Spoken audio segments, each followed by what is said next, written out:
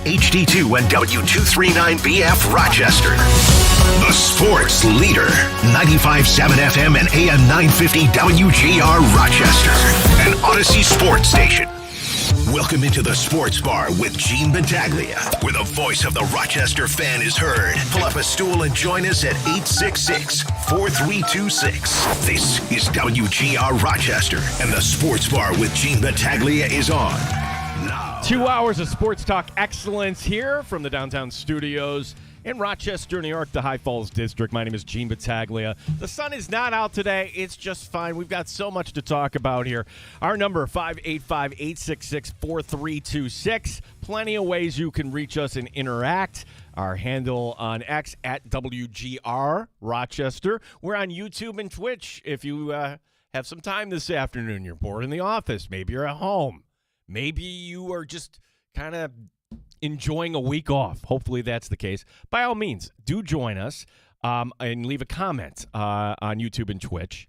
We're on 95.7 FM, AM 950, and free, as always, in the Odyssey app. Download it today if you haven't already done so, where there's a lot of other sports goodies inside the Odyssey app, including Mets baseball. If that's not a selling point, I don't know what is. We have lots to talk about here in the Sports Bar. We have just one guest today, that being Dan Fates, 13-Wham Buffalo Plus. I feel bad for Dan because Dan has 3 little ones, 3 girls that,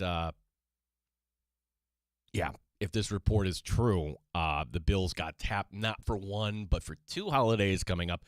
We will talk about that. We will talk about who's in goal tonight for the Buffalo Sabres. Signs pointing to one particular individual. We'll get to, it's an exciting night. We got the Sabre game right here for you. 7 o'clock, Dan Dunleavy and Rob Ray. But first, let's start off with some breaking news here in the Sports Bar. Ow! Ow! Ow!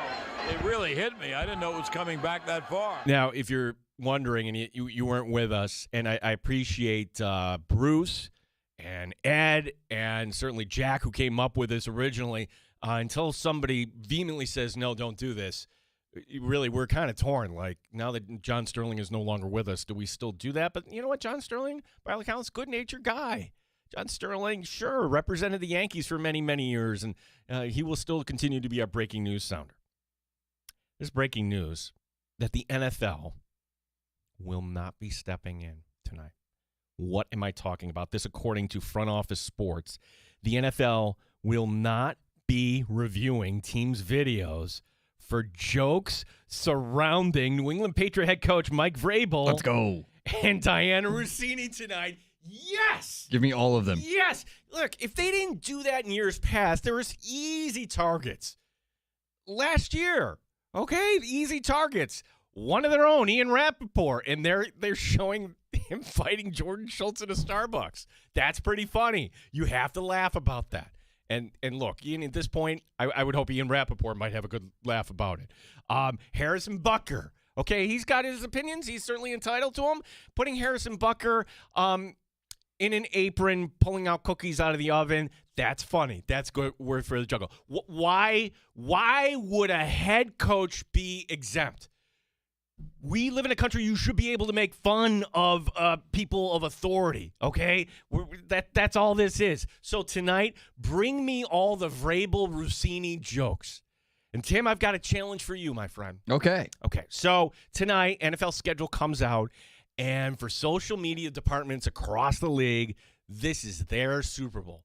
This is something that they've been thinking about for 364 days. As soon as the last one went up, I'm sure there was a whiteboard. Hey, how about this idea? And what kind of theme can we come up? Now, normally, it's the Chargers that kill this, which is very smart because the Chargers in Los Angeles, they don't really have the mind share in that market. This is their Super Bowl. Much less across the country, but this is their Super Bowl. What can they poke fun of? The Bills, to me, when it comes to schedule releases, they're always a little off the mark. I'm sorry. Like last year, I appreciate the effort where you're going for more than one punchline. And last year, the punchline was, we'll have AI do it, and there's Allen Iverson. And he didn't care. Okay, that's funny, but then that's it. I can't give you an A for that idea. I need something kind of drawn out. Or there was one year where he was just so offbeat, and Josh Allen came out and just said, "Here's our schedule." I'm like, I don't know. Maybe if you're Gen Z, you're laughing to that, and that's not directed at millennials or Gen Xers. I don't know, but I hope the Bills step up and they show us here's something tonight. But my assignment for you, Tim Schneider, is this.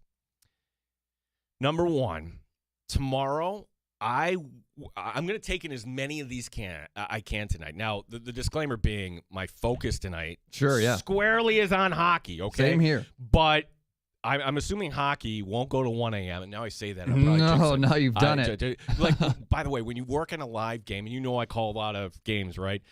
You never say the O word, ever. You mention overtime in any truck, they're ready to kill you. Because you know what the truck cares about? Nothing. Getting home. They don't get paid extra for overtime. And once you say overtime, then you are getting the blame for just that coming out of your mouth. It's like a pitcher and a no-hitter, right? You're not as soon as you say, hey, you got a no-hitter going. No, you're jinxing it. That's how this is. So by me saying 1 o'clock tonight, does this actually mean we're going to get the triple overtime game? I think we've gotten there. I think we just did it. Buckle in. All right, Dan, you're rolling on this. Cut it tomorrow if I am, if I'm a soothsayer. Look, barring that, back to the original point. The original point is taking as much, Tim, of these release videos, and I want to do a top 5 ranking tomorrow. You and I will come back with a top 5 ranking, and then separately do our top 5. Maybe they're one and the same. We're just going to point out the Rossini-Vrabel jokes that we could laugh at, because just when you thought that and look, I hear you if you're saying, yeah, there's kids involved. We're not involving the kids, but if you want to poke fun at Mike Vrabel, again, it can be just as simple as this. Ready? You're the Buffalo Bills, and if I were designing this, on the roof of the new Highmark Stadium, you look up, and there's Mike Vrabel and Diana Rossini with their hands intertwined. Just like that photo from Sedona. Something like that. Or the Patriots are playing down in Miami, and there's the picture of the two of them in the hot tub because you think Miami, you think relaxation.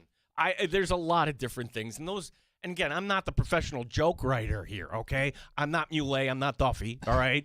So, but this is gold. This is something that every team should crush. One of these teams is going to come up with something that we never thought of, and it's going to blow our doors off, and I cannot wait for that one. That's the expectation. And so to me, it's almost like, okay, I'll see this, and I've got to dial in on hockey tonight. I don't want to be the guy that, oh my gosh, they just scored. No, you want to be watching the whole thing while this is happening. Those overtime intermissions you just spoke into existence would be a great time to go through those. So now we've got something to do. Well, it won't be. It'll be the second intermission because the schedule doesn't officially. No, I checked that because I saw that the Bills would release it tonight at 7:30, and that NFL Network was doing their special at 8. So when the teams come out with their videos, I would assume second intermission.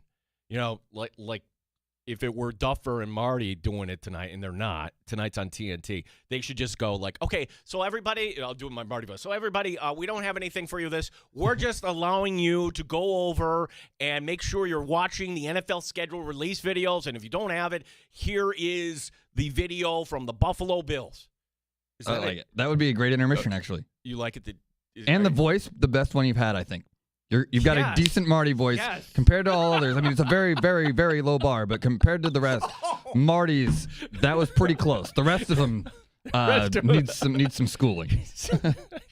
See, he's such a nice guy. He came on the show when we had the Hall of Fame night, and he's a tough one. I appreciate that you're giving me that I nailed the Marty voice, and that I should just retire there. That's probably the last one you should do. 585-866-4326. That is the phone line brought to you by Good Smoke Barbecue and Pub, the Wingman line. Award-winning barbecue from Good Smoke Barbecue and Pub, 135 West Commercial Street, East Rochester, goodsmokebbq.com. By the way, it is graduation season. May I suggest calling Brian, the people over there, just you really want your son or daughter to have a great graduation party, Good Smoke. That's just my suggestion. 585-866-4326 is our phone number to call. So we've got, here was my prediction yesterday, Tim.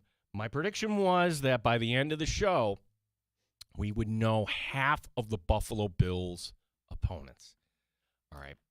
Now, I've come up with one additional that the insiders or nobody hasn't reported on yet. Okay, so let's review what we do know. What we know, first thing right out of the gate, week 2, Lions at home. Yay. Week 3, we're going to table that. That's the thing I came across here right before we went on there. Week 10 at the Jets. That's in November, mid-November. A couple weeks after that, this was the one and quite honestly, I'm really surprised they did this, the NFL, because if you put Bills, Chiefs, Sunday at 4:25, that is getting a huge, huge number. They didn't do that. It ends up on Thursday night. And I can see what happened here. For how many years in a row? Bills, Chiefs on CBS. Bills, Chiefs on CBS. We're protecting this. As CBS should. And NBC, now they had it years ago. Remember the Lightning game, Tim, that was in Arrowhead, and the Bills ended up winning that game. This is like before 13 seconds, I want to say. So the Bills and Chiefs had played on Sunday Night Football before, but not in Buffalo. This isn't Sunday night. This is Thursday night, Thanksgiving night on NBC. Now, what is interesting about this is you could put anything on Thanksgiving night, and it's getting kind of a number. But I think what NBC wants is we're putting this out there. And I think you're selling beyond the number. If you're just looking at it from a sales standpoint, you can certainly book a premium, I would think, on this. You could build a package where you get, hey, you Mr. Advertiser, you Mr. Verizon or car dealer. I hate the car dealer ads, by the way. Like, oh, hey, honey, I just bought you this $100,000 car. Yay. Like, okay, that's not meant for me. Yeah, nope. I digress. Yeah, I think that's really what benefits your NBC, is that you could go with the parade in the morning and then the dog show, and then you're going to go over to football over here, but then come back. NBC is a big winner in this. They're getting the Bills and Chiefs from Highmark. Oh, but that's not all, Bills fans. When it comes to the holidays, you are, either way you look at it, 2 for 2 or 0 for 2. Because when you watch with your family on a holiday, unless you're really, really dialed in and like, I hate watching Bills football with anybody else. I lock myself in a room. By the way, Tim, that's my 19-year-old. He just wants nothing to, actually he's 20 now. He's Helenius' age. Wow. Yeah, like that's him. He does not like watching Bills, Sabres, anything. You would think this would be a lot of fun. I wish it were. It's not for him. Okay. So, but watching with family on Thanksgiving, hey, that can be a lot of fun. For somebody like Dan Fates, I feel bad. You know, it's like, okay, you got little kids. Sorry. Guess what? You got to go to Denver on Christmas. Now, the Bills have played on Christmas Eve in recent years. They played on Christmas Eve in Chicago. Anybody remember that? They played the day after Christmas in New England. So the Bills on Christmas Eve, that has happened before. But now this is actually Christmas night, which is also on a Thursday. So Friday. It's on a Friday. Okay, so it's not that egregious. So we are used to now, welcome to the NFL, where we play on Thursdays, we play on Fridays. We have the Wednesday night before Thanksgiving after we got off the air yesterday. That's going to be Rams and Packers. The NFL loaded up big time on Thanksgiving. And maybe they're just trying to establish themselves with college football, with the NBA, with everything else going in the holiday season. No, we are the sport here. So, again, Lions, Jets Week 10, Chiefs Thanksgiving, Broncos Christmas. That's only 4. Now I'm going to give you 5 because there are a lot of reports that the Jets schedule has completely leaked. Now, you know how the NFL gets all kitschy, right? Hey, week 1, let's have a cutesy matchup. And the cutesy matchup here for the Jets is that they get to face their former head coach. Jets and Titans. Robert Saleh on the other sideline now. So, okay, you know what? I guess we're Titan fans. Like, you don't want the Jets getting off on a good foot. The Jets then in week 3 will be playing at Highmark. So that would be the third, again, week 3 in September, and that'd be the 5th game that we know of. Now, up to my promise, I've got to come up with 9, and I only have 5 right now to tell you about. So I don't know. You were looking. You're scanning. I did just come across something, and I believe it's from the same source that you have. There's a full week 1 schedule leak. Okay. And that has the Bills and Houston at 1 o'clock on Sunday. So it was either Houston, Minnesota, Green Bay. That would make sense. And this was 11 minutes ago, so right when we went on air. Okay. So we're going to table this, and we're going to just try to figure out, is that 100% legit? It makes sense. It fits. Did you do the week 9? No, what is week 9? Monday Night Football against the Vikings in Minnesota. Oh, okay. That is from the same source. So all right. So that would make sense too. We've got an hour and a half to get there, and we're chunking away. I feel like I got to give a few minutes to Sabres. Shame on me. Sorry, I've got to trust side. That's what we're doing this so far. UPL and goal tonight, at least, unless we're really, really going over the top. And again, for the life of me, the competitive disadvantage that the NHL, hands their teams here. And granted, I work in the media. By me saying this, probably guys like Paul Hamilton and Joe Yerdon are like, Gene, shut up. Shut up.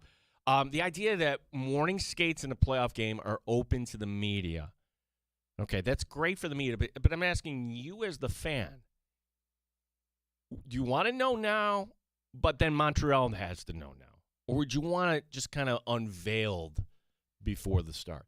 And listening to Owen Parker, not Owen Parr, Owen Parker this morning, he brings up the point, and it's this, that does it really matter who you're facing in goal?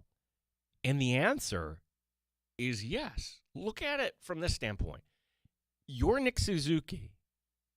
You're Caulfield. You're any of these guys. You are elite. You are the advantages and everything, the mindset. You know what the game plan is going in. So, yes, how they approach it each game, especially now that you've seen each goaltender, you should have kind of an idea. So it does matter a little bit in terms of the opposition knowing in advance who is going to be that goaltender. Now, Lindy Ruff, you have to say he knew exactly where I'm like, I don't know. Is Helenius ready for this? The answer is resoundingly yes. And he's going to be in the lineup. And all of a sudden now the Sabres really have 3 lines you should worry about and the checking line. Like in the checking line, McLeod apparently stays in. Look, he can kill penalties. He leads the league in shorthanded goals during the season. You're not taking him out of lineup for Carrick or Kozak. McLeod stays in as the 4th-line center. The question is, what do you do with the bottom defensive pairing? And now it's the 2 guys you brought over from Winnipeg. At least that's the indication from practice this morning that it'll be Stanley and Schenn. So going with the experience tonight here in Game 5, which, all right, no Kesselring and no Metza. All right, look, Schenn going in. Stanley was kind of sloppy, and am I really worried about Jacques and you need some muscle? Not necessarily. But I would hope tonight, something that is beyond the Sabres' control, it's not beyond just the Sabres' control, it's beyond any team's control, is the officiating. The officiating, to me, was substandard in Game 5. And I'm retiring one thing here in the sports bar. And the one thing is, hey, complaining about officiating is loser energy. Oh, yes. Well, it's not loser energy to raise our standards. It should never be loser energy to raise our standards. If the Sabres had lost that game, if you're taking it from the standpoint of the refs cost us that game, you can be upset all you want in the first period. we have that license as observers of this league. Between the two monotonous reviews and between you can't tell that's a dive. Like there were flopping by Montreal, so could we get an embellishment penalty? Or could the Sabres at least work this a little bit tonight to the officials where you're just pointing it out that, hey, there's some theatrics from the other side, because what is Montreal trying to do? Draw penalties. Their power play is fantastic, although it wasn't really fantastic. 1 for 7 is not going to cut it. If Montreal gets 2 power play goals tonight, okay, then you're going back to Montreal facing elimination. So, to me, it's that simple tonight. Stay out of the box. Or if you do have to go in the box, don't do something, make sure the penalty is worth it. I mean, Dahlin throwing a guy into the net, that's, I chuckle at that, but hey, Rasmus, it's the postseason. We don't need you doing that. So, yeah, the stick work penalties, the interference, can you dial back on that? Because this team is going to be hunting. They're going to be baiting you into taking those penalties. And it's the situation where if you've got a stick in the wrong place, the great ones know, oh my gosh, I'm going to intentionally trip and make it look like a trip here. Bam! Arm goes up into the air. Montreal is excellent at doing that. Dan Fates, 13-win Buffalo Plus. Soon to be on the road for 2 holidays, unless our reports are completely wrong on that. 866-4326 is our phone number. Gene Battaglia with you here today on WGR Rochester.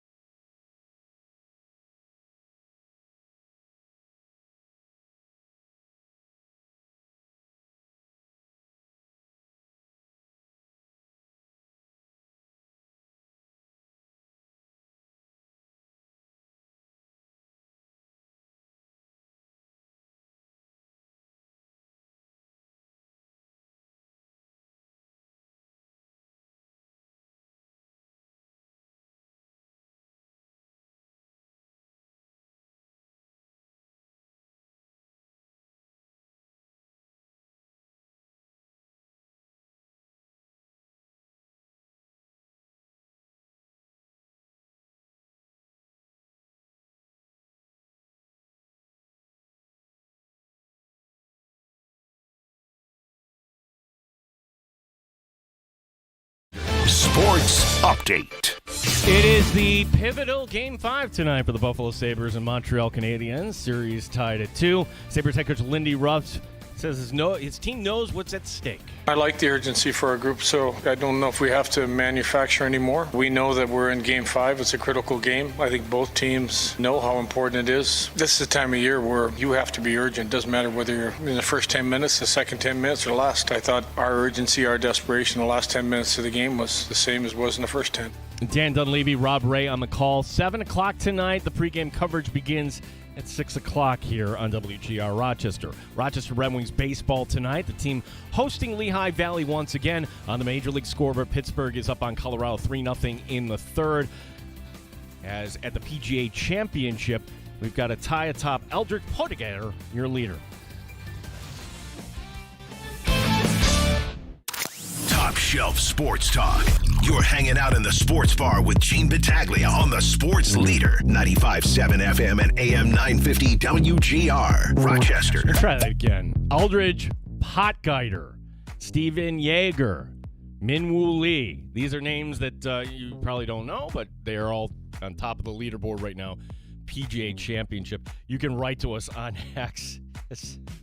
Brian and Hilton did. Did you see this? When it comes to, all right, what ideas could you do here to poke fun at a division rival when it comes to their drama off the field? Brian tweeting in the picture, and you could do this very easy with AI these days, Vrabel and Rossini on top of the new stadium in Cialis Tubbs. Incredible. Yes, Brian, you're hired. You're hired. We got Dan? Yes. We do. Dan Fates, 13 Wham Buffalo Plus. Dan, I'm hoping that everybody has this wrong, buddy, that the Sabres schedule is not what we're hearing so far. Dan, how are you today? Doing well, and I am on the same page as you. I look for and care about very few things when it comes to the schedule release. Mainly, I look to see if and when the Bills may have 3 road games in a row. I always like to see when they play the Miami Dolphins in Miami so that we can avoid playing on the surface of the sun like we did a few years ago. And then I always am just praying for no Christmas. That's all that I ever hope for. And as of right now, I've heard the same leaks from different places that I'm sure a lot of people have. I do not think my prayers are answered. Well, I know Buffalo Plus, you guys send a lot of, all 3 on the road, but are you going to do like a one straw shoot? Like, you don't need all 3 there, Dan. How do you navigate that on your staff? Who gets that assignment on Christmas? So Jenna and I do our travel draft, which has always been one of our favorite podcasts to do. People really seem to enjoy it because we're not only basing it off the magnitude of the games, we're also doing it off Jenna likes food, and what cities have the best food. I look for maybe primetime games, or last year was if the Braves would be in the postseason, I would like to be in Atlanta to possibly catch a game. That obviously did not happen. But all that stuff goes into factoring for it. So it may be the Christmas Day game now may get the last pick in the draft after, you think of Denver, which was an awesome city last year to go to in the postseason, may now be the short end of the stick there. Yeah, the report is, and Christmas Eve is on a Friday. That would be the late afternoon game, 4:30, Buffalo at Denver, which, gosh, if you want to go to that game, you're not flying out on Christmas morning. I don't know, it's like you're there for the whole week in the Rocky Mountains, which, all right, like if you don't have family or anything, like going over to Vegas. I think that's what, Gene, that's the thing. I think some people are getting some things out of context or taking things the wrong way. Because I know my friend Matt Beauvais that works in Buffalo at WKBW, like I have been tweeting for years, no Christmas, no games on Christmas. And then you'll see people being like, oh, you always have to have something to complain about. We should want the primetime spotlight. Okay, if I was a single guy and I was living on my own or doing something, that'd be great to have something to look forward to on the holidays. I'm just hoping that everybody that's a Bills fan, their entire family is Bills fans, because Josh Allen and company are going to become a big part of your holidays from what it seems. And I've done the 2 Thanksgiving games. So I had done the Thanksgiving game in Detroit. I had done the Thanksgiving game in New Orleans. Jenna did the Detroit or the Dallas one. So, like, this is nothing new. Thanksgiving's one thing. I've got 3 little girls that are under the age of 5, and I would really like to be there for when Santa drops off all the presents. Yeah, that's Dan. That's why I feel for you, and it is kind of a sacrifice for those that get into this business. But for some like I don't travel with the team, but that one of those Thanksgivings was in Detroit, and I got to. Normally I wouldn't get to watch that with my dad, and it was everybody watching around. And then, look, that was a hairy game that the Bills pulled out at the end, and that's a great memory having with your family when you get to see the what team. A throw from Allen to Diggs in that game. Yes, and all right, you're watching that the whole time, thinking, oh, and by the way, that was also like kind of the effective end of Von Miller, like he gets hurt in that game and was never quite the same. Dan Fates, and it was the year before. Yeah, year before was Trey at the Superdome. Oh my gosh, that's right, the Sunday night game. Yeah, this. All right, Dan. We just okay. Like number one, nobody get hurt this Thanksgiving. We can't afford that. Correct. Dan Fates, 13-win Buffalo Plus. We also have unconfirmed reports that the Bills are opening in Houston. Dan, that is a place that has not treated Buffalo well. If that reports are true, what would be your thoughts about opening up against a team that Buffalo lost to last year and in previous years on the road? Okay, so glass half empty is Houston has been a total house of horrors. The Bills have looked in at there for most of their time. Glass half full, they get an entire offseason to figure out how to protect Josh Allen against that Houston defensive line. So they will have all kinds of time to plan and prepare for that. Or you could also say, well, you're going to rest Deion Dawkins and Spencer Brown, and maybe those guys are a little rusty in week 1. So take it how you is. I do like the idea of being able to game plan for a defense like that. They're not a team that disguises things and tries to manipulate the things, manipulate their play after the snap. We're lining up across from you. We're going to punch you in the mouth, and there's nothing you can do. So maybe them fully fresh and healthy off an off season, and time to prepare. Maybe, Gene, they'll leave it tight end in to chip the defensive ends. Maybe they'll do that this year, but we'll see. I love the sarcasm. Well, the other thing, too, is something's off with C.J. Stroud. He was terrible last postseason. He was terrible for most of the year, and I don't know if that was injury or we're seeing significant regression, but he has not come close to what he has done in the rookie season, and I'm okay with it playing him week 1 where, hey, you really didn't show us anything, and you really don't know what type of defense you're going up against here week 1. There is no film to study on in the Buffalo Bills in this new scheme. Yeah, if you want to get Catalana fired up, just tell him, you know what, I think C.J. Stroud's going to have a really big bounce back year and be a top 5 quarterback. Because he's been out on C.J. Stroud from his really good rookie season. The only thing I'll give a pass on, because I think DeMeco Ryans is a hell of a head coach, and I really like the way they play. They just don't have an offensive line, which is kind of important in the game of football. They've had some pieces around Stroud, but they haven't had any answer. And for a lot of the time, their best way to help C.J. Stroud has been trading away their offensive line, so their best offensive linemen, which isn't saying much. But yeah, I'm not terrified anymore of going up against C.J. Stroud these days. Dan Fates, 13-win Buffalo Plus, our guest. Before we get to the Sabres, a few more Bills questions.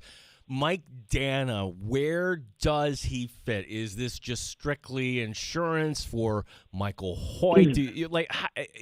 I don't know with this team how this is going to kind of shake up. Your thoughts on bringing in this guy that Kansas City really couldn't afford under their cap? Yeah, I think my expectations, and I was talking about this in the podcast one day, everybody gets so excited that every free agent they sign, they find a steal. I remember the first time they brought in Trent Sherfield and people were saying, oh, look, he can be unlocked here. And to some respects, Matt Collins is the only one that I really thought overachieved at that aspect or that role that it was. I look at Mike Dana playing the same exact role, or at least my expectations are similar to what we have seen from A.J. Epinesa, a guy that is fine. He's fine, but I don't have some grandiose idea that Mike Dana is going to come in and revitalize this defense or be the missing piece. I think that when we're at training camp, Gene, and we're talking St. John Fisher on that patio, we'll be talking about as the roster cuts come down, we're going to be going, is it Javon Solomon or Mike Dana? That's what I can kind of just predict as one of the last few guys to make the roster kind of thing. That's my expectation for Dana. So rookie minicamp continuing. Friday was open to the media, and we get to OTAs, back to the whole group coming up next week. Any takeaways from rookie minicamp? Because it's tough. I mean, this is not watching real football. These guys don't know the system, but it is our first look at some of these guys. So anything you can take away from what was open last Friday, Dan?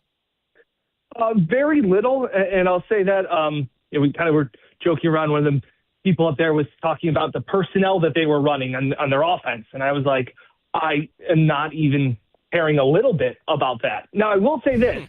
I really wanted to watch Skylar Bell because I was very high on him, and the fact that it's a wide receiver all makes me happy. He dropped like 5 passes. Granted, Gene, I think you and me were throwing the football. Yeah. So I will take that with a grain of salt, and I actually really appreciated after the fact that Skylar Bell was like, I was super nervous. Like, I was in my head, very jittery, first time being on an NFL field, all of these things. Like, I was kind of in my head.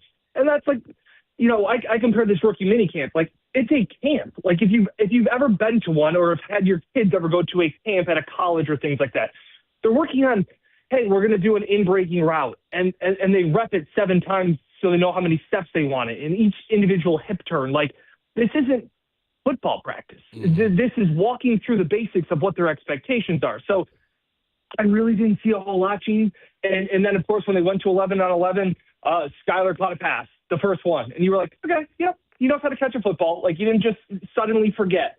So it's tough to base all of that. I did think that the linebacker, Elam's Orr, I thought he looks the part. Like, again, we're talking about just looking the part. But I thought he looks like a middle linebacker that can hang and can move around. And so that was encouraging to see a little bit. Well, the thing that's kind of murky about the draft, and it's this, because Skylar Bell is somebody that we talked about on our show. Like, okay, if the Bills did that, and if they liked him in the 4th round, and he ends up being the guy, what difference does it matter if you took him in the 2nd round? And that's why if the Bills had Value, Gene. Value. Well, I'm saying, Dan, my point is, like, if the Bills took him in the 2nd round and said, there's the guy, but you're not putting this expectation on him if you're a 4th rounder. In the 2nd round, hey, you better come in and produce. Like Keon Coleman, if he's a 4th rounder, we'd be like, oh, okay, is this guy actually going to make the team? Probably not, but hey, we're going to give him every opportunity as a 1st rounder. So, I had this in my mind that, okay, could that be somebody in round 2 or 3, and then you get him as a 4th rounder? Dan, yes. Now all of a sudden we're all team Skylar Bell here. Yes. And I was on Skylar Bell, like you said, before the draft. I would have liked him in the 3rd round, or day 2 is where I thought he would go. He didn't. He goes in the 4th round. I don't think there's still all of this grace period, and that is because the Bills' wide receiver room still needs somebody to emerge. They need somebody to have 1,000 yards. Like, let's not. I know I feel like I'm always harping on, like, what this wide receiver room is. Like, the Bills have put a lot of faith, and Brandon Beane has staked a lot of his reputation on trading for DJ Moore and putting his neck out 3, 4, 5 times for Keon Coleman. There is an opportunity for Skylar Bell with his play to straight up earn playing time. Like we can sit there and say, oh, it's going to be when they line up in 4 wide receivers, it's going to be Shakir and Josh Palmer and DJ Moore and all these. That's all written in pencil. Like, this passing game, especially the wide receiver depth chart, is written in pencil, and it kind of has to be reworked. Josh Allen hasn't thrown for 4,000 yards in each of the last 2 seasons. Like, this is 2026. This isn't a difficult thing for Josh Allen with his talent to throw for 4,000 yards. Somebody has to emerge. And so if it's not Skylar Bell or it's not Keon Coleman, they're going to have to continue to shuffle the deck and continue to bring in guys to try and find some more success throwing the football. So I agree with what you're saying is like, oh, there's not as much pressure. I still think there's an urgency that Skylar Bell has to make an impact and be a Gabe Davis-like when Gabe was a rookie. And you could throw him out there and Gable loved him because he knew every single position and it was really easy. That's what I'm looking for Skylar Bell. We're talking to Dan Fates, Buffalo Plus, 13 Wham, and certainly Buffalo Plus. There's a little bit of Saber talk in there, Dan. It's, yeah. Boy, Lindy Ruff, your thoughts on him putting in Helen? I guess I'm Mr. Conservative when it comes to sports because, honestly, I'm like, boy, is the kid going to be ready? Not only did he make plays on one side of the ice, they had him out there with 3 minutes to go with a 1-goal lead, Dan. How much more faith could you put in a kid like that? And you know what? He played great there in Game 4. Yeah. Yeah, I thought Lindy Ruff pushed all of the right buttons in Game 4. It was, you're talking about, the series is over. The Canadians have figured it out. This series is going to go 5 games, and now all of a sudden you're going, oh boy, best of 3. And he pushed the right buttons, putting UPL back in, who after a terrible first period, that goal against Caulfield cannot happen, really was spectacular for 40 minutes after that. He puts in Konsta Helenius, who, if nothing else, and he played well. I don't want to sound negative here, right, Gene? But if he gets that puck up on that first 2-on-1, then it's a different game. And even he hits the post on the second one. He tried to make the adjustment. And I'm so happy because as soon as that happened and I saw the 2-on-1, Zucker gives him a great pass, and it's a great save by Dobish. Like, okay, he still got to score that puck. And everybody was like, this is awesome. And I said, when Jack Quinn does that, everybody says Jack Quinn stinks. But when Konsta Helenius does it, everybody's like, what a play. He's just got to get that puck up a little bit. I thought he felt calm, cool, and collected. What I'm saying is that the biggest thing that Helenius brought to me was a resurgence and a new energy to that third line because McLeod, Zucker, and Quinn just wasn't having it. And all of a sudden, you put Helenius on that line, and they're buzzing. He was good on faceoffs, held his own, good in the defensive zone. And he has this not-so-subtle confidence about him of like, yeah, I knew I was going to go in. I've had a really good year. Like, I deserve to be here. And that is what I thought they needed at the exact right time. I really liked watching him play. It was cool to see a guy, especially in that environment, the lights just weren't too bright for him. He's like, yeah, it was a playoff hockey game. I played AHL playoff hockey games. Like, what's the big deal? It's like, what's the big deal? You're in the Bell Center, man. Yeah, Your right. team's down 2-1. And you're out there with 3 minutes left, and you rip one off the post that could have been, that was – when he was out there and he had those chances, I think Lindy said it, like everybody was like on the edge of their seat on the bench. Like that's the kind of impact you can have. I really, really liked it. Yeah, like he's confusing Belleville and Bell Center. Like, no, this is a little different here. I don't want to be complaining about officiating, but we're naive. That was awful. It was awful. It was awful, and I'm curious how they call this tonight, Dan. Because normally, hey, in the postseason, I get it. You got to make sure it's really a penalty, and that's why you can get away with some liberties. And there was anything but. I mean, for Montreal to have 7 power plays in that game and still lose, for Buffalo to find a way when they are shorthanded for the majority of – Dan, the idea that if that game is called tonight, I'm going to be fascinated how this game is going to be called by the officials. Yeah, they have to let him play.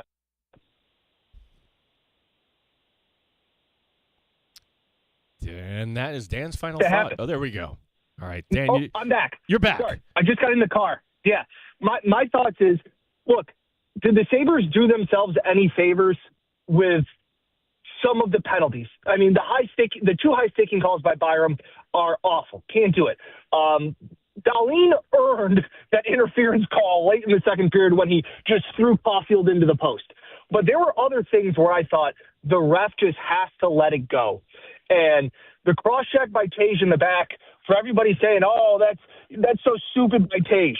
No. Yeah, I can understand where you're saying that. But 2 things can be true. It was dumb of Tage, and you absolutely can't call that. And if anything, I think 1, you don't call anything. 2, you call them both, and you take Booley for embellishment. Or 3, you don't take it. Like, it was very poorly officiated. I wonder where it goes from here. I'm with you. I really think they just let him play. If there's one thing that we love about playoff hockey is that the refs are never usually the story. And they were the story a lot in Game 4. Now, again, Dahlin and Byram's penalties, no exception. Those are penalties. Those are penalties in the postseason. Those are penalties on a Tuesday in December. But I really hope they let them play tonight because this has been a really good series. Dan, appreciate all the great work you, Jenna, and Mike are doing over there, and we don't want to be talking any baseball today. So let's hear what we have coming up on Buffalo Plus and 13 Wham. So the Braves are the first team to get to 30 wins, so that's pretty cool. They have the best bullpen in the National League, really good starting, best offense. It's how the Mets do it. I haven't been following. I saw the Phillies are a lot better. The Phillies have won like 10 out of 11 games, and they've gained half a game on the Braves over that span. The thing about the Mets, Dan, is going in the off season, like it was kind of a what are we doing here? What are we doing here? I'm like, okay, you better show you're smart, and they have proved that to be anything but. The idea that the Mets right now are tied with the Rockies for the worst record in the National League. How is that even possible? I don't know, but you'll be an even better husband and an even better father this year like I was last year. You don't have to stay up late watching games. You're just going to be present. Think about the things you're going to get done around the house this year, Gene. I'm going to be sharper. I'm going to be a better man because my baseball team sucks. This is but Dan, and I mean this with all respect. I will not be watching your Braves in the postseason. No way, no how. I wish you well, okay? But no, we're not going to talk Atlanta Braves baseball on the show. Okay, that's fine. Buffalo Plus, Mike and I are going up to the Sabres game. We're leaving in about an hour to head up there, so we'll have live coverage at 5 and 6 on 13 Wham. The schedule will drop, obviously, when we're up there. Jenna is vacationing her honeymoon in Greece. So what Mike and I are going to do is we'll put out a quick instant reaction on the Buffalo Plus YouTube channel to the schedule being released up from the KeyBank Center. Then tomorrow, we're going to get in early in the morning. We will film a complete podcast, our reaction on the schedule being released. That will be up tomorrow afternoonish as soon as I can get that up. So content doesn't stop. No, and for your sake, and then I always get blamed for this. I hope the game ends in 60 minutes here tonight, Dan, because one of these games is not. Yep. Gene, we don't need to put that out into the universe. Mike and I, we just talk in code. It's like when a pitcher has a no-hitter or a perfect game going. I know. So, I feel like I should be blamed for this if this goes this way. Now. Yeah, you might be seeing Scott Heskell or Matt Malloy reading sports one of these nights if Mike and I are both up there at the game. Talk about must-watch TV. That would... Actually, that'd be kind of funny. Dan, safe travels to Buffalo and appreciate the time today. We'll be checking out Buffalo Plus tomorrow. I appreciate it as always, Gene, and go Braves. Thank you, Dan. I missed it. I know. That's his thing. He knows the step off. Now, I will say I've become a better host in the years where I'm not hanging up on people anymore. I'm not doing that sort of thing because I think it kind of reflects poorly on the station, and it's growth. It's growth. So I'm showing some personal growth.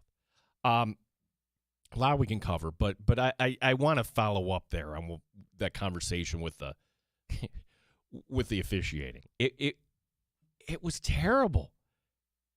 Really, on both sides, but more on Buffalo's side. I'm sorry. It was just not there. And if this ends up being let's put the whistle away, more 5-on-5, if there's an overcorrection in this game, you're not playing the Boston Bruins. You're not playing the Tampa Bay Lightning. You're playing Montreal, and they got Xhekaj. But if Montreal wants to try to do everything they can don't take the bait. Do not go into the penalty box. If this ends up being a 5-on-5 game, the Sabres will win this game with a chance to wrap it up on Saturday night. And Saturday night, my gosh, a chance for Buffalo to showcase themselves, the Sabres, to the world. Now, the game is in Montreal. But the idea this is on ABC with no NBA game up against it. Fox will have some baseball game, I'm sure, but it is a primetime window for the NHL, and Saturday night should be a lot of fun. Tonight's going to be a lot of fun. 6 o'clock for the pregame, but as we say here in the sports bar, this whole station has turned into a Sabre pregame show. Let's be honest. Yes, it has. Yeah, credit Brian from Hilton for coming up with that, from East Hilton, as he likes to say. All right, so I left accidentally Tim from San Diego on hold, so hopefully he'll call back. That was very mean of me. I admitted that I was, I called myself a nasty word to Tim. I said, I am really sorry. Hopefully he calls back. And you're welcome to join us at 866-4326, the Good Smoke Barbecue and Pub Wingman line. Gene Battaglia here on WGR Rochester.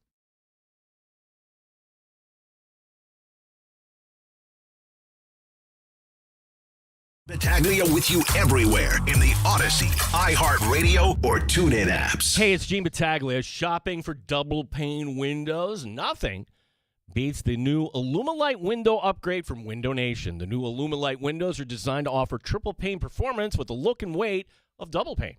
That's because they use Triton Advanced triple pane glass, which means Window Nation's Illumilite windows are more energy efficient. They reduce outside noise by 15% or more and offer more glass area than comparable windows. That all adds up to windows that are easier to open, have an unmatched level of clarity, and make your home comfortable year-round. Plus, they're backed by a lifetime limited warranty. And now's the best time to upgrade your homes during their buy 4, get 4 free sale.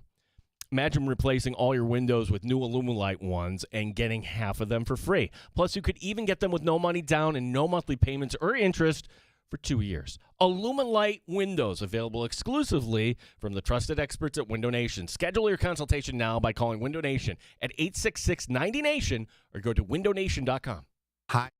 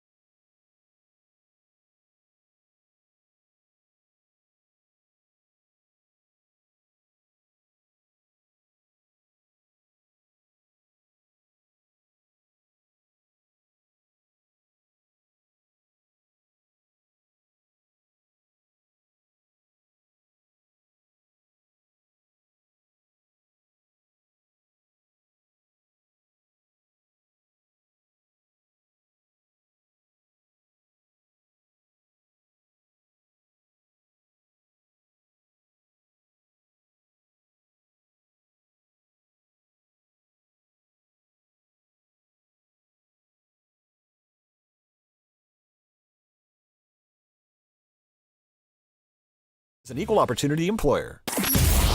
WROCAM, WBEE HD2, and W239BF Rochester. The sports leader.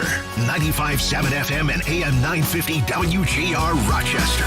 An Odyssey sports station. WGR Rochester. Sports update. Oh boy, pivotal Game 5 tonight. Sabres and Canadiens in Buffalo. The Sabres head coach Lindy Ruff doesn't want Alex Newhook of the Canadiens to get loose again. He's really taken advantage of our big mistakes. Give him a lot of credit. You know, that early mistake we made, if you look at the game in the whole, how many opportunities he had, it's not like he's getting 5 or 6 opportunities. He's taking advantage of his opportunities. You know, the one thing I notice about him is his speed, and he gets to places in a hurry. And when we've made mistakes, he's taken advantage of them. You got to give him a lot of credit for that. Our coverage will begin at 6 o'clock with the pregame. Dan Dunleavy and Rob Ray with the call beginning at 7. The PGA Championship in Pennsylvania. 3 players in the clubhouse with opening 3 under 67s, including Min Woo Lee. Rochester Red Wings tonight taking on Lehigh Valley. Gene Battaglin, the sports leader, 95.7 FM, AM 950, WGR Rochester.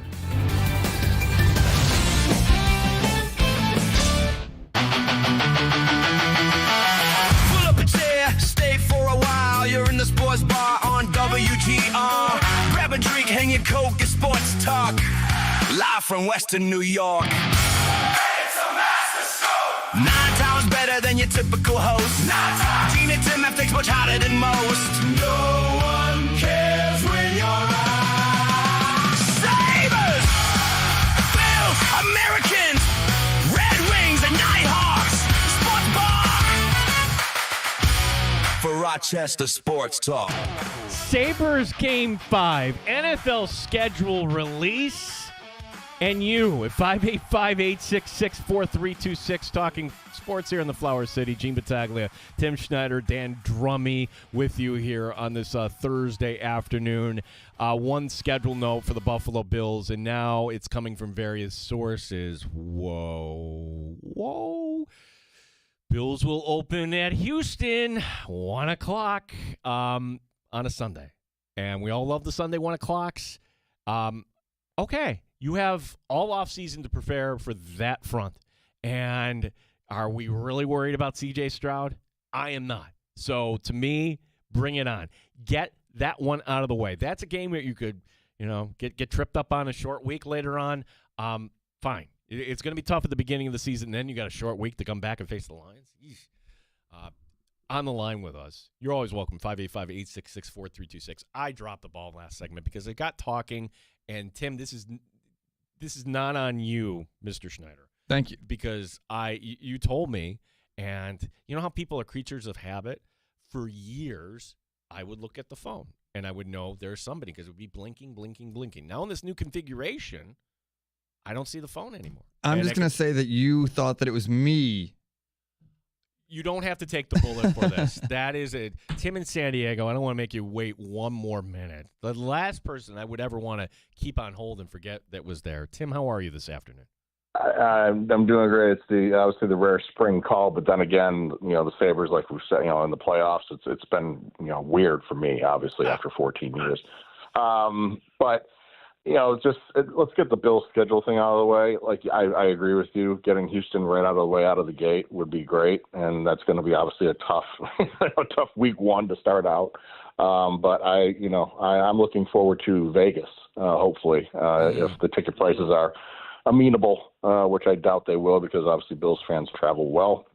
But Metallica at the Sphere the same weekend too. It's one of their weekends. That's the ticket prices for that is even worse. So. I don't know. Who knows? But I'm looking forward to that Vegas trip. Well, Tim, we got a report that the Bills will be playing the Rams on Columbus Day on Monday Night Football. How far away are you from SoFi there?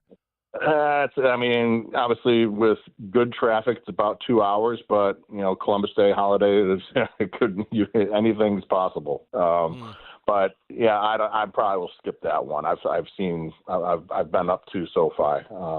Saw the Rams when they first opened, so took care of that. Wouldn't mind seeing the Chargers there, but we'll see. So anything's a possibility at this point. But okay, since we talked about football, let's get to the Sabres. Logan Stanley and Shen as the defensive pairing. I'm not liking that. Everything else, looks okay. I don't know what's going on, why, Metza is not even getting a look. I know Timmons is available, but I don't know. Just plugging in Stanley right there just is mind-boggling compared, at least to how he performed, in the past games before, obviously Game 4. But, obviously the questions surrounding, who's going to be goaltending. I mean, reading a lot of things before Game 4, it's like they just bring in UPL to hopefully steal a game. He stole the game for him. I mean, there's no doubt about that. So I think you have to come back with Lyon. For Game 5. I think, he got his rest. He's good. He went how many straight games? He's going to need a rest after some point, but I think you come back with Lyon for Game 5. Tim, apparently they're going with UPL. He was in the starters net today. So wow. And again, it's one of those, you could argue it either way, but if this doesn't work tonight and you're facing elimination, who would you rather trust? Right. I mean, I agree with you, yeah. Maybe that's the standpoint. Okay, like we're gonna try UPL tonight, and then we're gonna ride UPL, and then the second we have a hiccup, we're gonna go back to Lyon. I thought this would have been the time. I'm with you on this. That you're going back to the alternating goalies here. I really thought that tonight we would see Alex Lyon, because Alex Lyon, okay, hasn't been great. Neither goaltender has been great, but the more rested guy is Lyon right now. Right, and I like his feistiness. He's got, I like his attitude. He's willing to mix it up, and that's what I really like about him. Not taking anything away from UPL. I mean, he has his own style, and it's very effective. It was effective enough in Game 4. But I'm a little surprised that UPL was in the starters net. But again, like you mentioned, it's you could go either way. But now I have to, since you mentioned the O word, you're like that guy at the craps table who says 7 when a guy's on a roll. So it's probably going to happen tonight. At least I'm on the West Coast. It starts at 4 p.m. here, so I've got all night. Oh no, Tim. Hey, are you coming back for the new stadium this fall, or is it just going to be strictly? Let's see if I can go to Vegas here. Probably just Vegas for right now. Heck, Vegas tickets might even be cheaper than the Bills tickets. Yeah, it's what I've been hearing at least. Yeah, that seems accurate. Tim, thank you. Appreciate it. Yeah, all right. Thanks, Take bud. care. Tim from San Diego joining us. You're welcome to join us at 585, as if you didn't know, 866-4326 here, our phone number on 95.7 WGR Rochester. Yeah, if you paid all that money to put out the the fee up front, and then you're paying on top of that for season tickets, you're not going to put it on the secondary market for let's just dump these tickets here. You are going to have some sticker shock. If you are not buying season tickets and you don't know anybody, when we get the schedule and those initial ticket costs come in, wow, yeah, I think the Bills will be right up near the top. We're talking like going to Dallas, going to some places like that for sure. 585-866-4326. This whole hour is open for you. Appreciate Dan Fates, 13 Wham Buffalo Plus, as they'll be covering the Sabre game tonight, giving us a few good minutes. Regardless of having a guest or not, we always like to carve out a minute here for Mr. Schneider. It's now time for Terrible Time Timmy's Terrible Take of the Day on WGR Rochester. WGR Rochester. It's Terrible Time Timmy.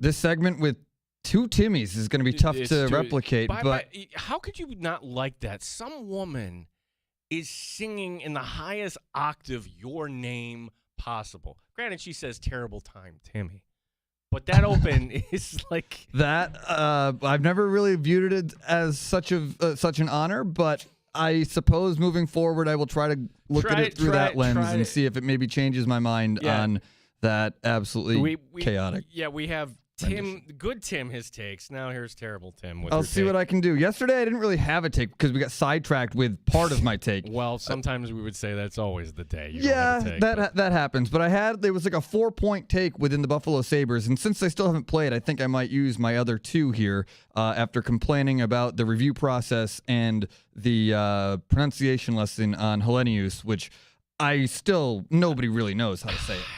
Hellenius. Consta Hellenius. We don't know. Hellenius.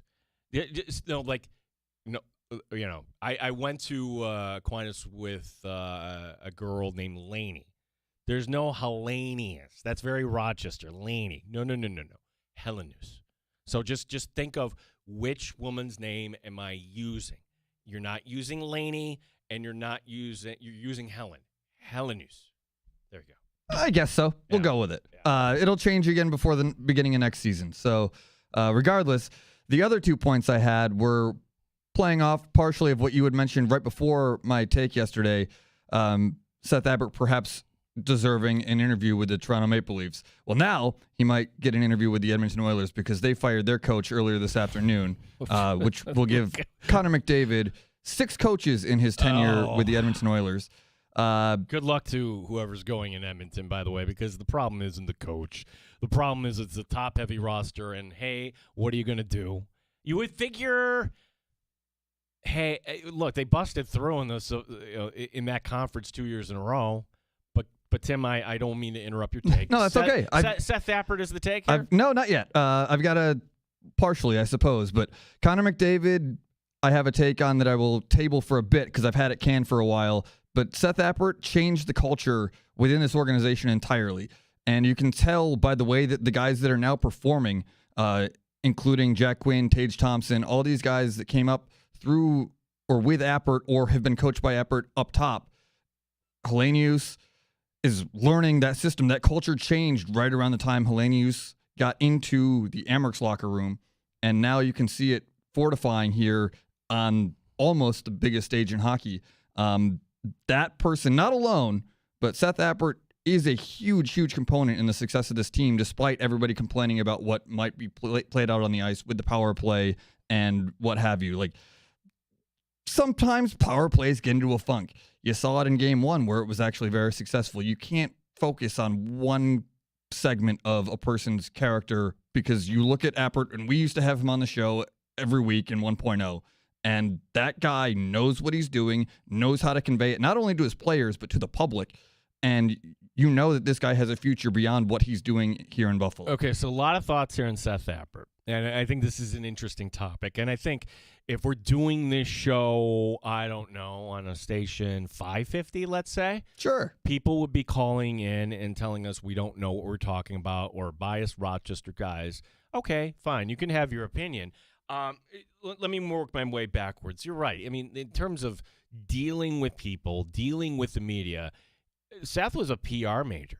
He knows exactly. He's very comfortable in front of a microphone. But that communication style goes well beyond just doing this thing here, with reporters. It's talking to the 18-year-old. It's talking to the 19-year-old. And where Seth where the Sabres were way ahead of the curve, was identifying, okay, I, for the record, vehemently disagree with them moving on from Chris Taylor. Chris Taylor, and by the way, Chris Taylor is now in Seattle as an assistant coach. You let somebody very talented walk out of the organization. But that doesn't mean that Seth Abbott wasn't a bad hire. They got that right. Absolutely. And by going to an unexpected source, that was the under-18 development team. And when you have these kids come in, to the USA under-18 team, they all think they're going to be fill in the blank, the next Connor McDavid, Mario Lemieux, whatever team that they cheer for. I'm going to be the goal scorer because you play junior hockey and you've always been the guy, and mommy and daddy tell you you're the guy. Yay! Except hockey doesn't work like that. It doesn't. You have one power play unit, one top power play unit. The other one gets minutes where they can, and the other two lines, you want to play in the NHL, you got to figure out different things. And to have those conversations with kids that are 17, that we need you to do different things. We need you to play defense. We need you to play. Well, if you're communicating to kids, and I'm saying if you're a teacher, Granted, you're a teacher right now. You're not listening unless you're listening back. You're in school. But it's a different talking to kids now. It's different. And I grew up, and I think you grew up in the tough coaching. This is the way it is. And, and you expected that. And that's how we grew up. And if you're going to be, say, somebody like a Mike Babcock, that lost his job from it. Yeah, that doesn't work anymore. You can't do that. You cannot be that totalitarian type of head coach. You want to see a guy who figured it out? John Tortorella figured it out. John Tortorella was totalitarian. Oh my gosh. Ask anybody about stories from Torts in the day with the Rochester Americans in the 90s. And that's somebody that, okay, you cross him the wrong way. Don't get me wrong. Torts will come after you. Sure. But he knows how to talk to this generation.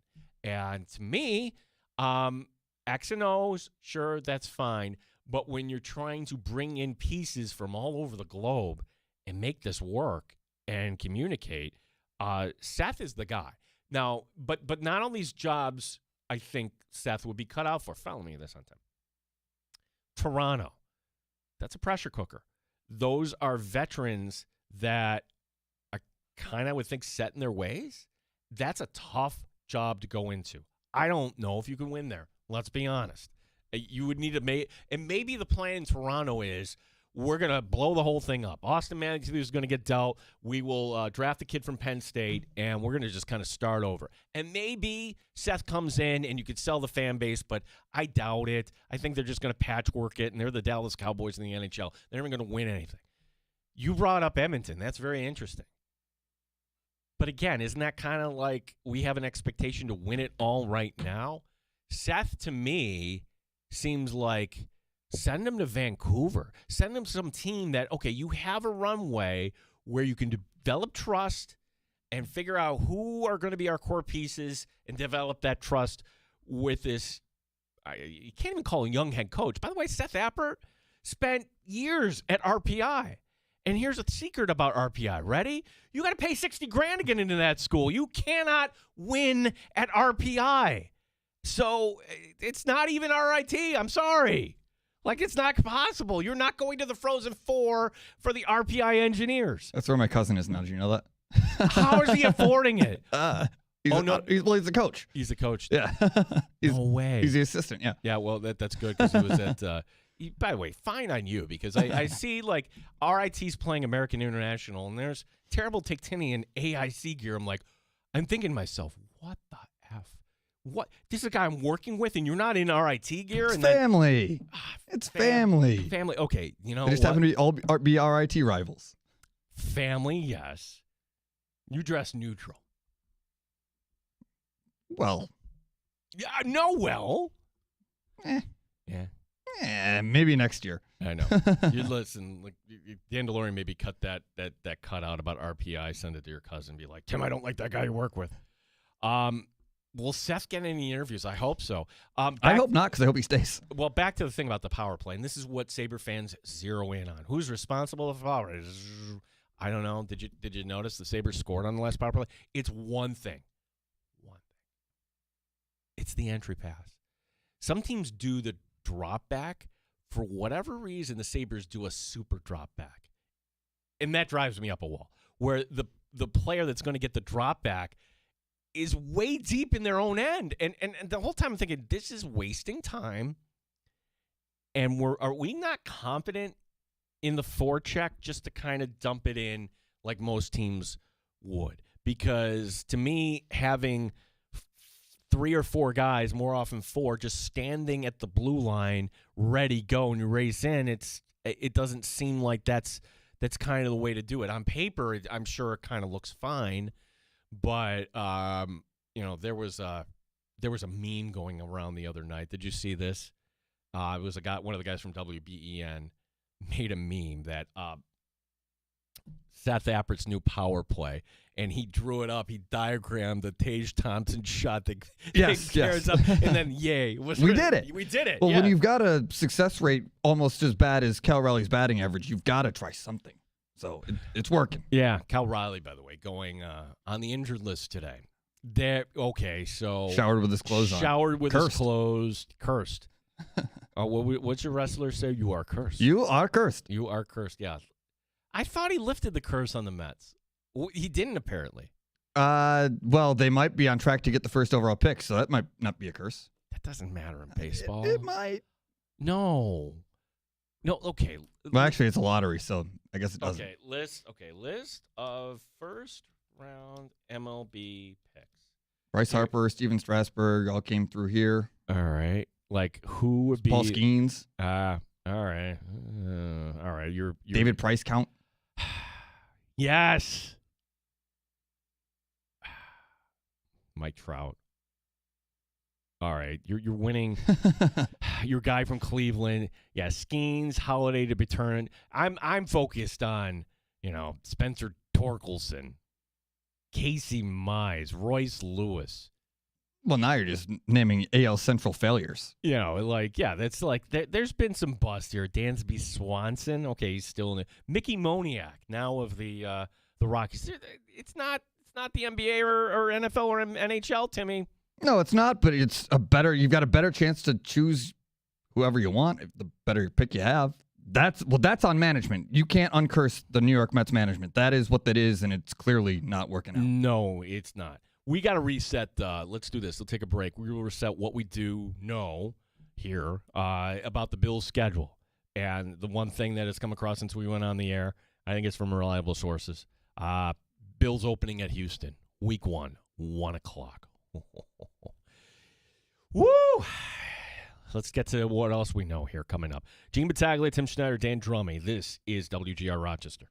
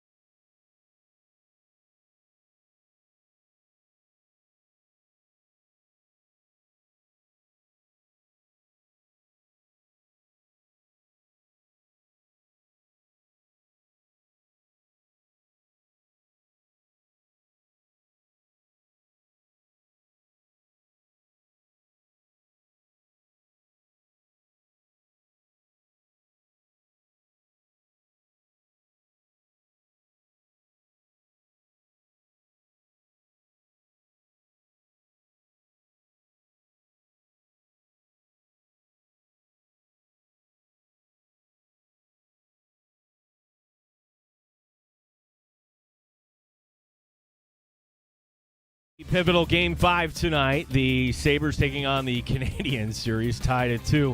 Sabres head coach Lindy Ruff says he knows what's at stake. I like the urgency for our group, so I don't know if we have to manufacture anymore. We know that we're in Game 5. It's a critical game. I think both teams know how important it is. This is the time of year where you have to be urgent. Doesn't matter whether you're in the first 10 minutes, the second 10 minutes, or last. I thought our urgency, our desperation, the last 10 minutes of the game was the same as was in the first 10.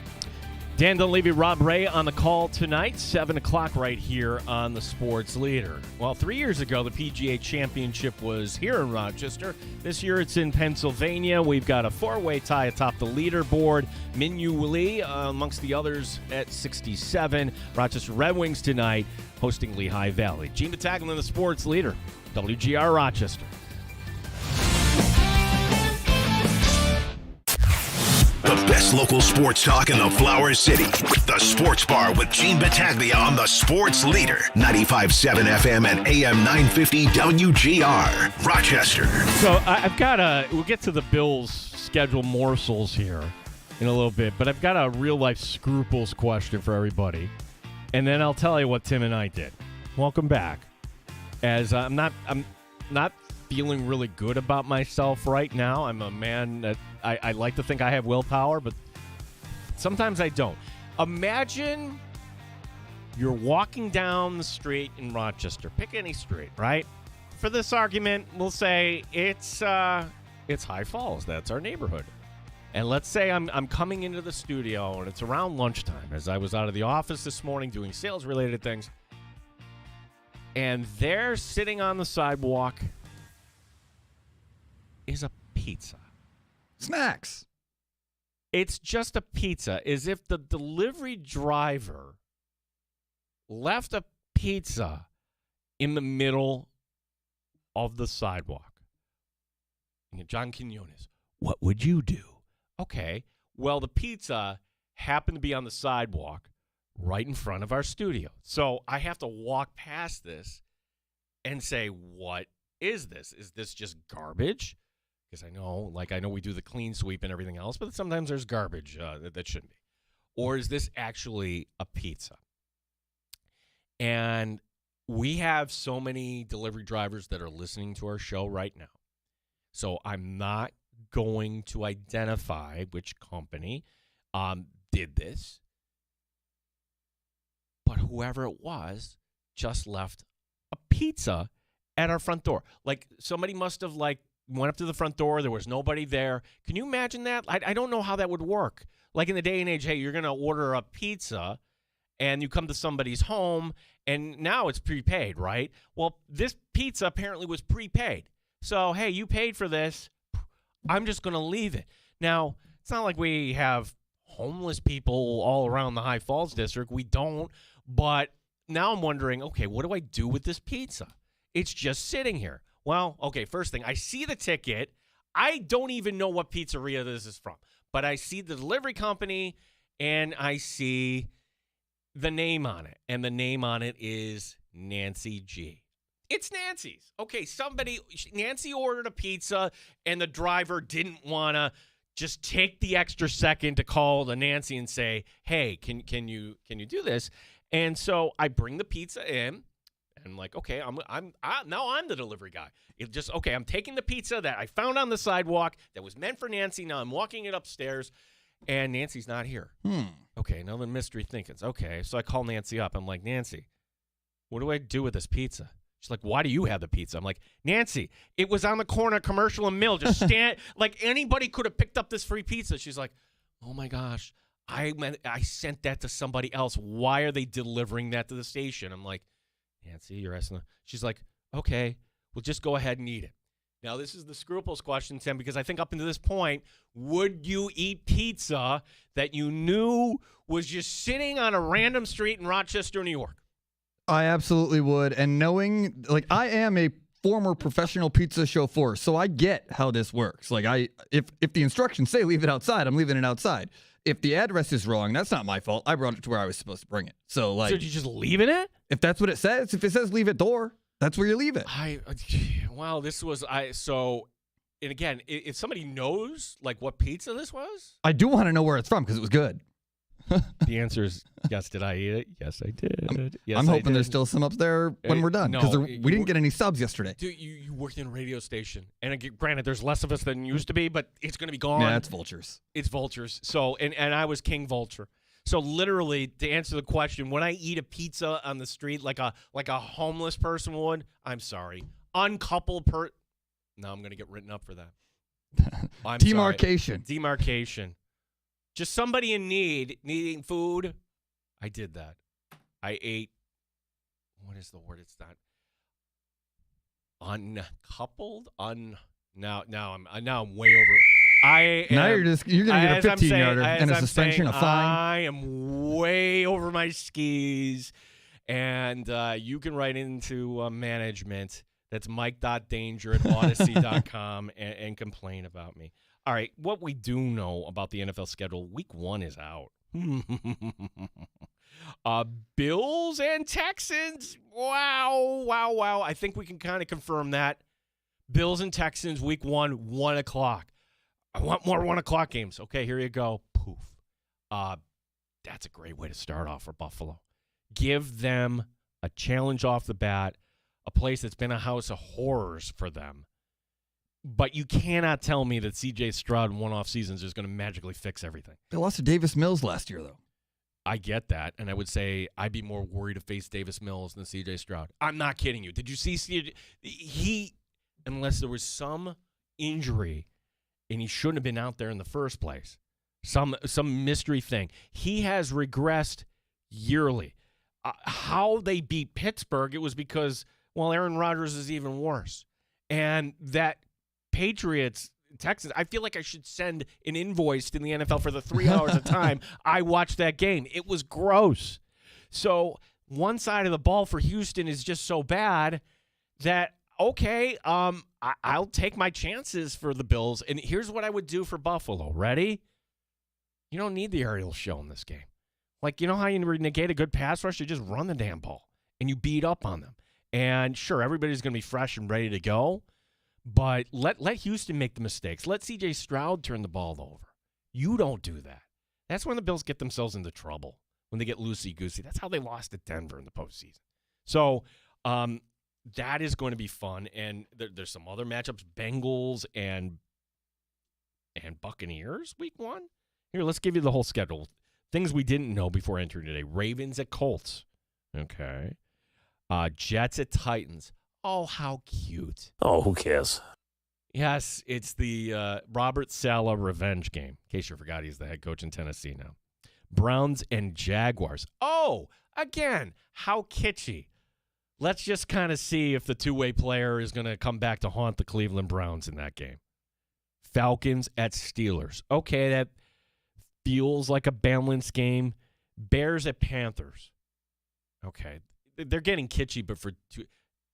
Like, if anybody thinks like, oh my gosh, this is, a couple former number 1 overall picks, no one is comparing these two quarterbacks in the same regard. Caleb Williams, much better quarterback. Saints at Lions. Okay. Lions then will have to come to Buffalo in a short week. Maybe this is fine. I don't know if I would want Detroit coming to Buffalo on a short week, all angry at having lost week 1. Let them win an ugly game against the Saints, and then they won't feel that sense of urgency coming to Buffalo in week 2. Packers at Vikings. Delicious. Commanders at Eagles. Interesting test.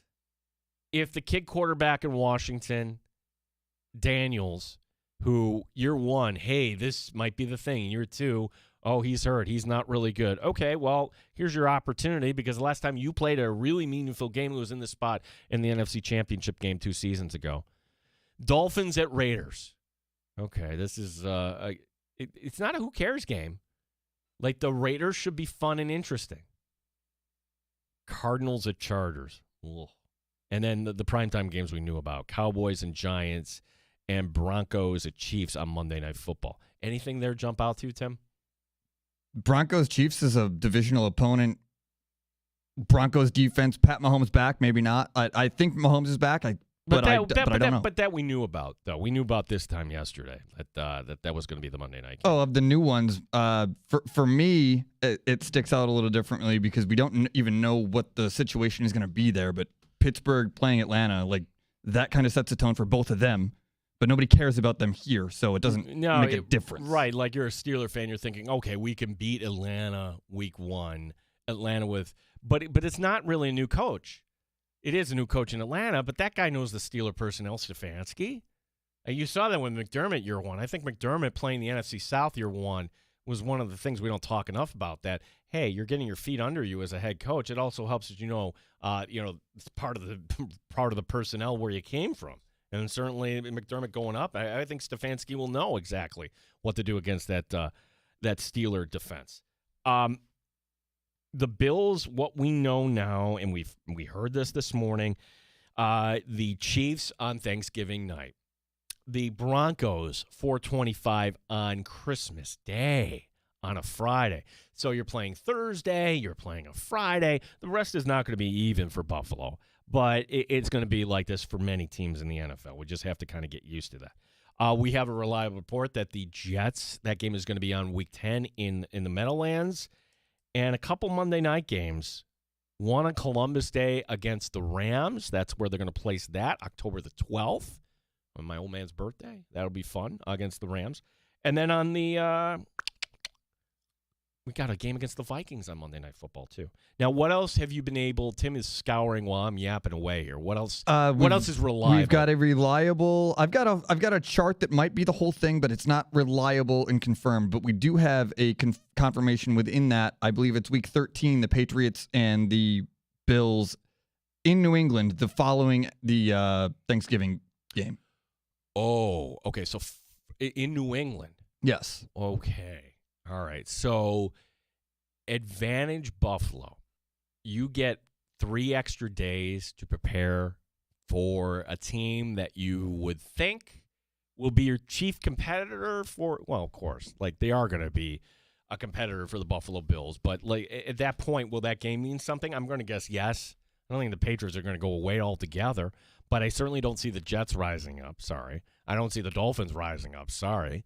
Like, that game should mean something, and if the fact that the Bills get 3 extra days to prepare for that, see, there's some silver linings. Like the Chiefs are going to be on a short week, so will Buffalo. Now, what do you get on the other side of this? Where do they have the bye week in the one that we haven't following the Vegas game? So it'd be the Rams at Vegas, and then bye. Okay, so it's week 7, I think. So that is not confirmed, but that's kind of that's the schedule that we see. It was around. Gosh, now that it's all coming back to me, Tim, the way this Excel spreadsheet is laid out, somebody did this last year and it popped up and then it went away. It's almost like this is somebody that would know this, that put it out there, and I'm helping my fellow fan, and now I've got to delete it to cover my tracks really quick. Sure. Because the NFL wants you. They want the clicks. They want the views. They want everything tonight. They don't like us talk, or maybe they want us talking about this all day instead of the Sabres tonight. That could be it as well. That could be it as well as we're trying to piece this together. The schedule that I have, though, does not announce any bye weeks because I guess that's not really the point of the schedule release. That's not the point as well. We did begin the show with this note today, too, and this is just hilarious, that the NFL actually, it's no longer breaking news in the sports bar. Like, we're not ESPN here. Breaking news is bringing the same news all day. Yeah, like breaking news. What? What? Or the worst this week that really set me off. Breaking news. What is it? Shams Charania is reporting the Bucks are open to trade Giannis Antetokounmpo. It's just me just standing there, mouth agape, just like I'm pausing right now. Like, what do you say to that? If you were open to trading him at the trade deadline, why are you? See, that's anyhow. You're gonna get re-mad.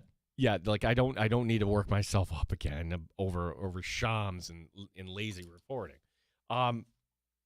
What I do want to point out here about the Buffalo Bills schedule is this is going to be just kind of tough, regardless of what is happening. But the idea for the NFL that they put out a memo today saying that it's okay for teams, if they want to, poke fun at the Mike Vrabel situation. Yes. Feed me all of it. So tomorrow on the show, you're going to be busy watching the game tonight, as will I. But there's going to be, you would assume, 32 of these schedule release videos. And Tim and I are going to be your heroes. We are going to go through and figure out which of these schedule release videos we like the most. And on top of that, we're going to figure out which ones we thought had the best Vrabel, Rossini little digs in it. Which I think, this is the report. I want to make sure I get this correct. The NFL will not be reviewing teams' videos. I said it's a memo. It might not be a memo, but the NFL is not going to do anything about it. They're not going to review teams' videos for jokes surrounding Vrabel and Rossini. This according to Front Office Sports. Good.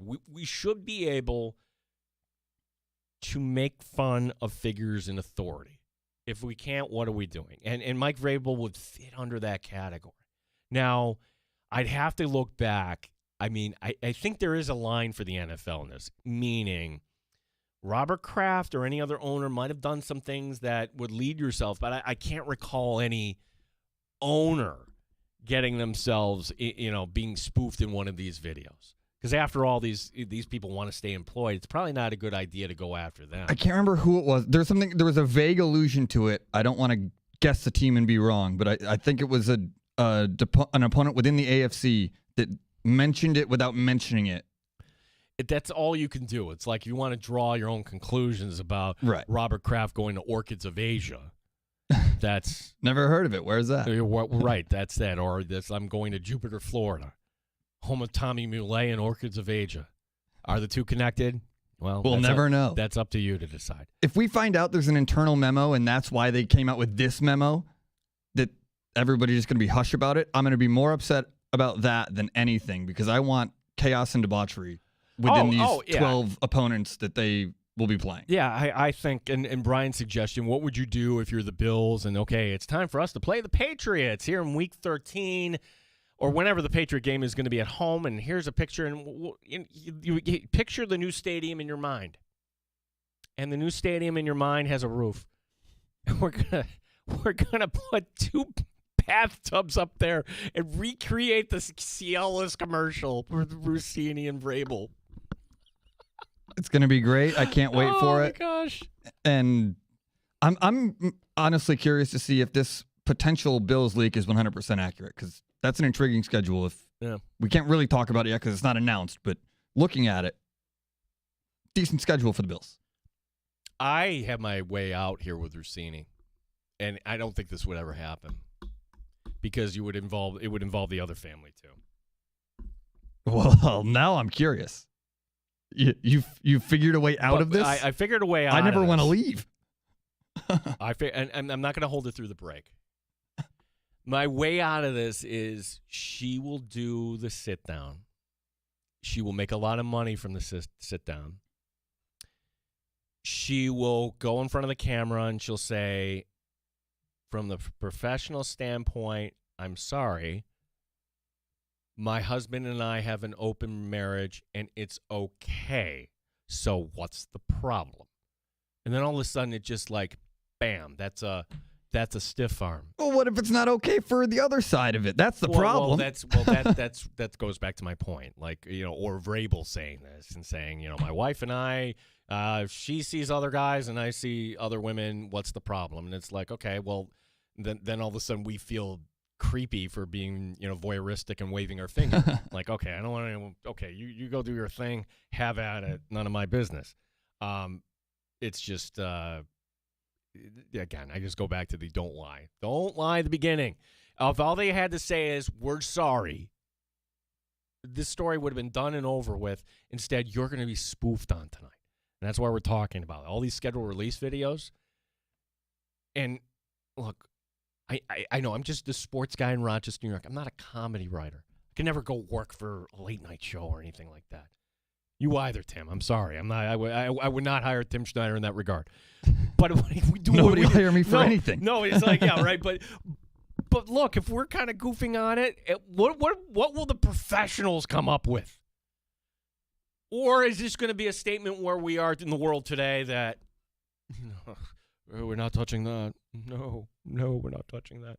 Like the NFL says, hey, you're not going to, we're not monitoring it, but then nobody touches it at all. We're going to be disappointed, right? Last call is for you. Anything that we talked about. Sabres tonight, Game 5. Bills opening up in Houston. Your thoughts on the schedule on Thanksgiving football for the Bills. Christmas Day football for the Buffalo Bills. We got it all here. Gene Battaglia with you, WGR Rochester.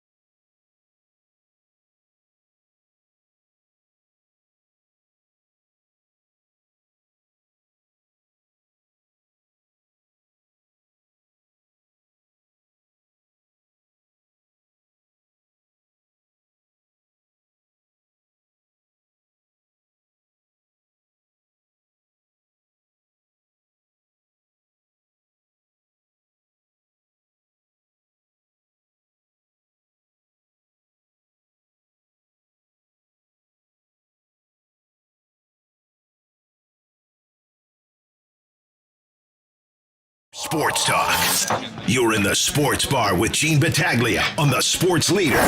95.7 FM and AM 950 WGR, Rochester. I'd have to look up, have we ever had a season where the Bills, excluding the COVID year, because that was really weird when they played on a Tuesday, right? But the Bills will be playing on a Thursday a couple times. We know Thanksgiving night against the Chiefs. That's official. We already knew about the Lions game week 2. Christmas night, well, sort of night, 4:30 Eastern time in Denver. That's on a Friday. Of course, you have all the Sunday games, and now we have also a Saturday game where this would be late in the season, right before the week before you go out to Denver. The Bills on a Saturday. And I see why they did this, Tim, just to give them the extra rest before going to a Friday. Saturday night football at New Highmark taking on the Chicago Bears. A primetime game yet again. So that would be, who gets that? Is that going to be a Peacock game? That I don't have on the big grid. I don't have the TV assignments for it, but I do know that the Christmas game is Netflix. That's all I can do for it. Yeah, so how many services, that'll be one of the storylines we'll have to tally up. How many services will you have to pay for this year? 18 games of Bills, 17 games of Bills football. You're going to have 11 different networks. No, you're not kidding, like that far off. Like, you're going to need Amazon for the Lions game, if not more. You're going to need something for Monday Night Football for the Rams on Columbus Day, and apparently a Viking game as well. And if that ends up being a Peacock game and you have Netflix, that's 4 right there platforms you'd have to pay for. I wonder, like, wait, what the hell? Maybe buying those PSLs was worth it. Yeah. Or maybe just go out to Taproom at Bill Gray's or in their fine stops, sponsors. Tomorrow on the show, Greg Rousseau. Groot is going to be at the game tonight for the Wings, throwing out the first pitch. He will talk to us about his charity softball game coming up here in the Flower City on June the 7th. Greg Rousseau, you don't want to miss that tomorrow in the Sports Bar. Miss any today's show, download the Odyssey app. Thanks to Dan Drummy. Thanks to Tim Schneider. My name is Gene Battaglia. Sabres hockey coming up tonight. Pre-game beginning at 6. We'll do it all again tomorrow, 1 o'clock. Show from the Bulldog coming your way next here on WGR Rochester.